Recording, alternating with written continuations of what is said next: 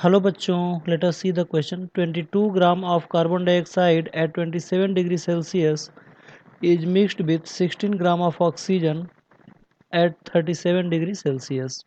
The temperature of the mixture is, bracket में दिया हुआ है कि at room temperature degree of freedom of carbon dioxide is 7 and degree of freedom of oxygen is 5। Question ये कर रहा है कि 22 ग्राम कार्बन डाइऑक्साइड को 27 डिग्री सेल्सियस पर ऑक्सीजन के साथ, जिसका मास 16 ग्राम दिया है, 37 डिग्री सेल्सियस पर अगर मिक्स किया जाए तो उस मिक्सचर का टेम्परेचर क्या होगा। यहाँ पे रूम टेम्परेचर दिया हुआ है degree of freedom carbon dioxide का 7 और degree of freedom oxygen molecule का दिया हुआ है 5।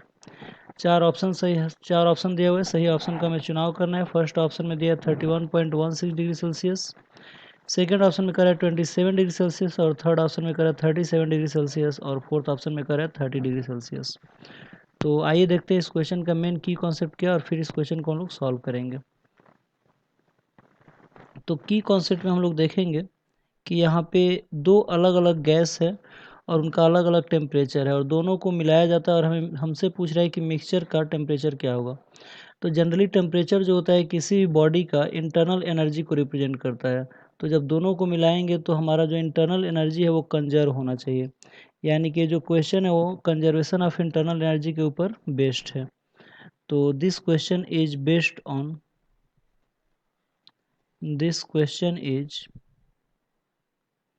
Based on conservation of internal energy. क्या होता है कंजर्वेशन ऑफ इंटरनल एनर्जी? तो अगर इसका फॉर्मूला अगर देखा जाए तो ये हो जाएगा N1F1 RT1 is equal to, sorry दो गैस है तो दोनों गैस को हम लोग सम कर सकते हैं, plus N2F2 RT2 is equal to NF mixture RT। ये कंजर्वेशन ऑफ एनर्जी का फॉर्मूला होगा। N1 जो होता है मोलर मास होगा फर्स्ट के लिए, नंबर ऑफ मोल्स होगा, और F1 जो होगा डिग्री ऑफ फ्रीडम होगा पहले वाले गैस का, और यहाँ पे गैस कांस्टेंट है, और T1 यहाँ पे पहले वाले का टेम्परेचर है।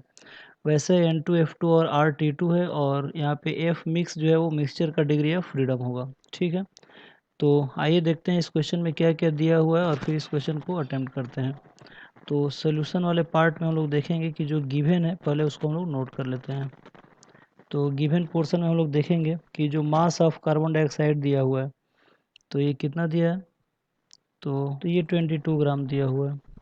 ठीक है, और इसका जो टेम्परेचर है वो 27 डिग्री सेल्सियस दिया हुआ है, और इसका अगर टेम्परेचर अगर T1 लिखें तो ये दिया है 27 डिग्री सेल्सियस।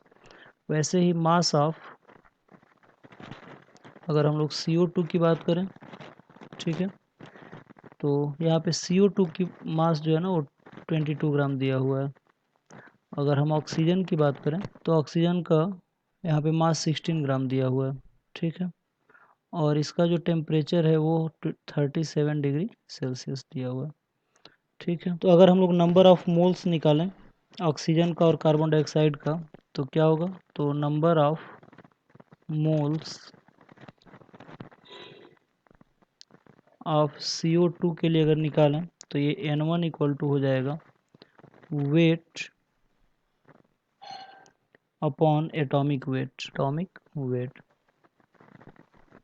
तो इसका वेट कितना दिया हुआ है, वेट मतलब कि जो ग्राम दिया था वो हमारा 22 दिया हुआ था, और जो CO2 का एटॉमिक वेट होगा, ऑक्सीजन का आप लोगों को पता है कि 16 होता है, तो दो ऑक्सीजन है तो 16 16 32 हो जाएगा, और 12 कार्बन का होता है तो दोनों को ऐड करेंगे तो ये हो जाएगा 44।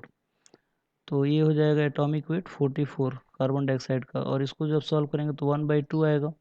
सिमिलरली वैसे ही अगर हम बात करें number of moles of oxygen यानी कि N2 की अगर हम बात करें तो N2 equal to same formula हो जाएगा। तो यहाँ पे ऑक्सीजन O2 है सिर्फ, तो इसका 16 हो जाएगा, तो ये 16 दिया हुआ है, और इसका जो एटॉमिक वेट हो जाएगा वो 32 हो जाएगा, क्योंकि एक ऑक्सीजन एटम का 16 होता है, तो ऑक्सीजन मॉलिक्यूल में दो ऑक्सीजन है तो 32 हो जाएगा। तो इसकी वैल्यू क्या आ जाएगी, 1/2 आ जाएगा। तो अगर हम लोग F मिक्स अगर निकालें मिक्सचर का डिग्री ऑफ फ्रीडम तो इसका फॉर्मूला क्या हो जाएगा, तो F मिक्स की अगर हम बात करें तो इसका number of mole into N1F1 plus N2F2 upon N1 plus N2, ये फॉर्मूला होता है।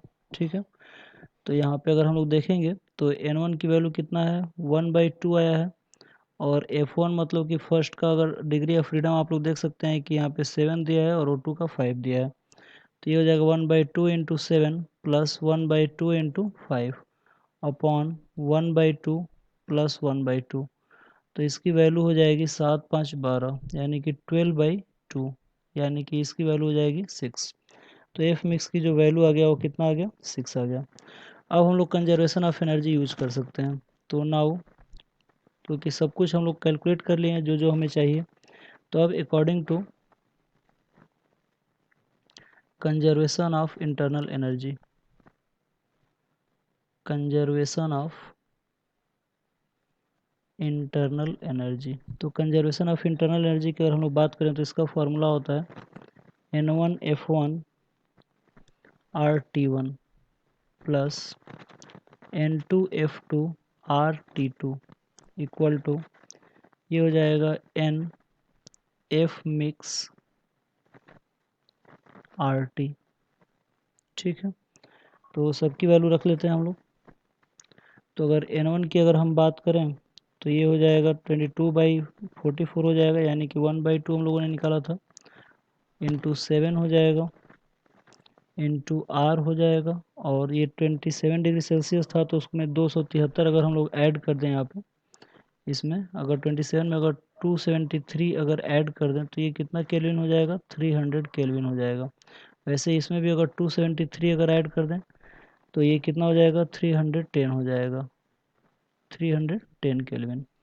तो हम लोग यहाँ पे T1 की जगह पे हम लोग कितना रखेंगे, 300 इंटू 300।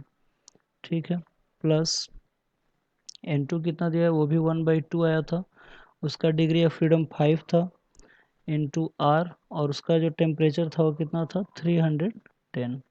ठीक है, मिक्स की अगर हम लोग बात करें तो ये हो जाएगा 1/2 प्लस 1/2, यानी कि 1 हो जाएगा, इंटू 6, मिक्स का 6 आया था, ठीक है ना, और आर इंटू टी।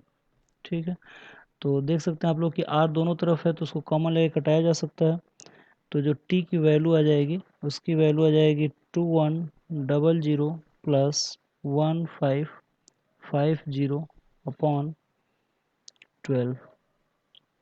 तो इसकी को कैलकुलेट करेंगे तो ये आ जाएगा 304.166 केल्विन।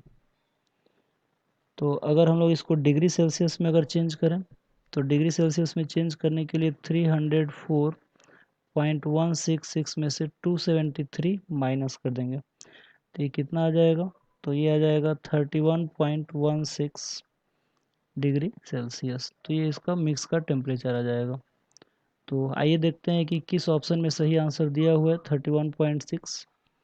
तो आप लोग देख सकते हैं कि जो 31.16 जो है वो फर्स्ट ऑप्शन में दिया हुआ है, यानी कि जो इस क्वेश्चन का सही आंसर है वो हमारा फर्स्ट ऑप्शन है। तो आई होप आप लोगों की क्वेश्चन समझ में आया होगा। Thank you very much, good luck.